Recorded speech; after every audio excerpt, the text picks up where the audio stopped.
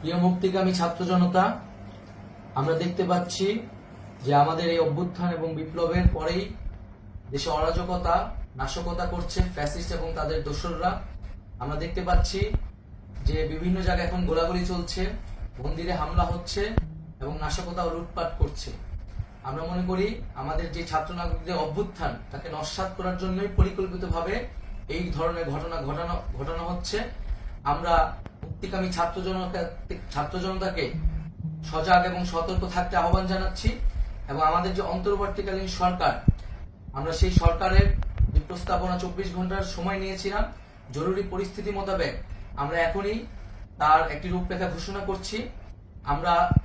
আমরা সিদ্ধান্ত নিয়েছি যে সর্বজন গ্রহণযোগ্য আন্তর্জাতিক খ্যাতিসম্পন্ন নোবেল পুরস্কার বিজয়ী ডক্টর মোহাম্মদ ইউনূসকে প্রধান উপদেষ্টা করে অন্তর্বর্তীকালীন সরকার গঠন করা হবে এবং ডক্টর মোহাম্মদ ইউনূসের সাথেও আমাদের কথা হয়েছে। তিনি ছাত্র জনতার আহ্বানে বাংলাদেশকে রক্ষা করতে এই গুরু দায়িত্ব নিতে সম্মত হয়েছে। আমরা সকালের মধ্যেই আমরা এই সরকার গঠনের প্রক্রিয়া দেখতে চাই।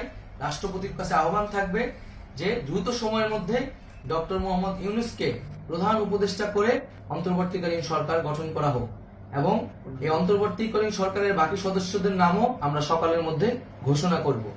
প্রিয় বন্ধুগণ, দেশে যে অরাজকতা চলছে, মানুষের জীবনের নিরাপত্তাহীনতা চলছে, সেজন্য আমরা রাষ্ট্রপতির কাছে আহ্বান জানাচ্ছি দেশে আইন শৃঙ্খলা পরিবেশ ফিরিয়ে আনার জন্য দ্রুত সময়ের মধ্যে কার্যকর ব্যবস্থা নিতে হবে এবং আইন শৃঙ্খলা বাহিনীকে সহযোগিতা করার জন্য মুক্তিকামী ছাত্র জনতাও রাজপথে থাকবে এবং অন্তর্বর্তীকালীন সরকার গঠন না হওয়া পর্যন্ত মুক্তিকামী ছাত্র জনতাকে রাজপথে থেকে তাদের যে অভ্যুত্থান, সেই অভ্যুত্থানকে রক্ষা করতে হবে।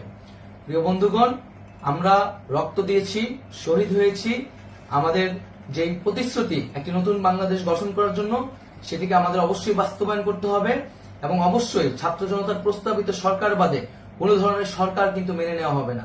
আমরা বলেছি কোনো ধরনের সেনা শাসিত সরকার অথবা সেনা সমর্থিত সরকার অথবা এই ফ্যাসিস্টদের দোসরদের কোনো বিটিম সরকার কিন্তু আমরা মেনে নিব না। কোনো গণবিরোধী সরকারকে মেনে নেওয়া হবে না।